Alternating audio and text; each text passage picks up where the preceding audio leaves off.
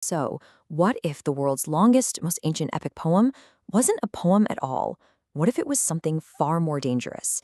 I'm talking about a psychological weapon, a political playbook, and a survival guide for a civilization that is absolutely on the brink of total collapse. We need to dive into this because the Mahabharata you think you know, that's just the cover story. Right at the beginning, the author, a figure we call Vyasa, makes this incredibly bold claim. And it's not just him being arrogant, it's a statement of scope. He's telling us, look, this text isn't just a story, it's a complete blueprint of the human condition. He's saying every possible scenario, every psychological flaw, every strategic masterstroke, it's all in here. Okay, so let's just get this straight from the get-go. The common view, the one you probably heard about, it's a sanitized, simplified version. The reality is, well, it's far more brutal and honestly, far more useful. This isn't really about gods up in the sky. It's about the programming running inside your own mind. And forget a simple story of good versus evil. This is a guide for navigating a world where those lines have been completely, utterly blurred. And this, right here, this is the core of how the whole thing works. Vyasa was brilliant. He knew that in a dark age, people don't have the patience for abstract philosophy. So what did he do? He wrapped it all in a thrilling story of war and betrayal and romance. You come for the drama, but you leave reprogrammed with these incredibly complex ideas about duty, reality, and strategy. You think you're watching a movie, but you're actually in a training simulation. All right. Let's start at the very beginning, because you have to see how this collapse was built from the ground up. To really understand the end, you have to look at the cracks in the foundation. We're about to uncover the messy, uncensored origins of a conflict that was frankly inevitable from day one. The entire epic really hinges on this one legendary act of sacrifice. You have this great warrior, Bhishma, who takes a vow of lifelong celibacy and servitude just so his father, the king, can marry a fisherwoman he's fallen for. He's held up as the ultimate idealist, right? The pillar of virtue. But was it actually a noble act? The answer is a hard no. It was a catastrophe. And here's the crucial point. Rigid idealism, when it's not balanced with a little bit of pragmatism, is incredibly destructive. By taking himself out of the line of succession and pledging blind loyalty to the throne, no matter who was on it, Bhishma created a massive power vacuum. He basically became a weapon for tyrants, a silent enabler of corruption, all in the name of a promise he made decades ago. And this is where the absurdity of it all just hits you in the face. The whole war was fought over a pure bloodline that was a complete and utter fiction. See, the king died childless, so the author himself, Vyasa, was brought in to impregnate the widows. The results were, well, they were mixed. The two heirs were literally born from fear and disgust. The only healthy, wise son was born to a maidservant who just faced her duty without judgment. This means the entire war was fought over a label, a concept, that was biologically and historically meaningless, right from the start. Okay, let's shift gears now to the most famous part of the epic.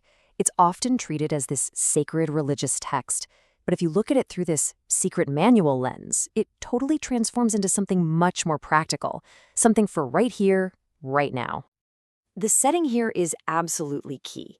The Gita is delivered right when the hero, Arjuna, is having a full-blown panic attack. I mean, he's trembling, he's sweating, he's dropping his weapon, he literally can't function.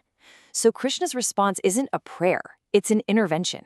It's a step-by-step guide for how to perform under extreme pressure when your mind is screaming at you to shut down. This is the Gita's central operating principle, and it gets misunderstood all the time. It doesn't mean don't care or work for free. What it means is that the addiction to the outcome, the win, the promotion, the validation, that is the source of all performance anxiety.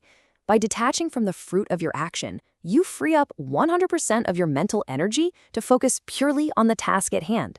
It's the ancient formula for getting into a state of flow. Krishna's argument is just a masterclass in psychological reframing. First, he shatters Arjuna's ego. He shows him he's just an instrument of a much larger cosmic process. Second, he simplifies the mission. He says, stop trying to be a philosopher on the battlefield. You're a warrior. Your duty, your dharma, is to fight. And third, he gives him the tool. Act without attachment. These 3 steps are designed to pull anyone out of analysis paralysis and into effective action. So the war ends. The heroes win. But the story is so far from over. In fact, the most profound secret, The one that completely recontextualizes the entire epic is hidden away in the final chapters, during a long, lonely walk up a mountain. Years later, the victorious Pandavas decide to literally walk to heaven. But one by one, they fall, and each fall is a direct result of their deepest egoic flaw. Draupadi for her favoritism. The twins, Sahadeva and Nakula, for their vanity about their intellect and their looks. Arjuna for his pride as a warrior, and Bhima for his gluttony. The point here is crystal clear. You cannot carry your ego to the top of the mountain. It will weigh you down every single time. So only Yudhishthira, the king of Dharma, and this loyal, stray dog that's been following him, only they make it to the end. And the gatekeeper of heaven says, "You can come in, but the dog has to stay." After losing his wife and all of his brothers, Yudhishthira refuses. He says, "I will not abandon one who has been devoted to me, not even for heaven itself." This is his final test, compassion over personal gain. So he passes the test.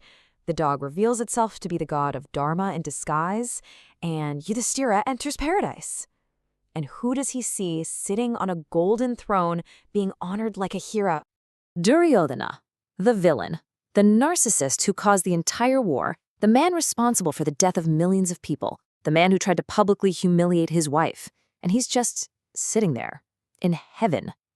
This is the ultimate twist, the one that forces you to question everything you thought you knew. Yudhishthira is furious. He demands an explanation. And the lesson he learns is incredibly profound. If you arrive at the gates of heaven still carrying hatred for your enemy, if you can't even tolerate their presence, then you are not truly ready for heaven yourself. Heaven isn't a place you go to, it's a state of mind you achieve. It's a state of total, radical acceptance. And this brings us to the final, most important secret of all. The author, Vyasa, was never just writing history. The battlefield of Kurukshetra, it's a metaphor for your own inner life.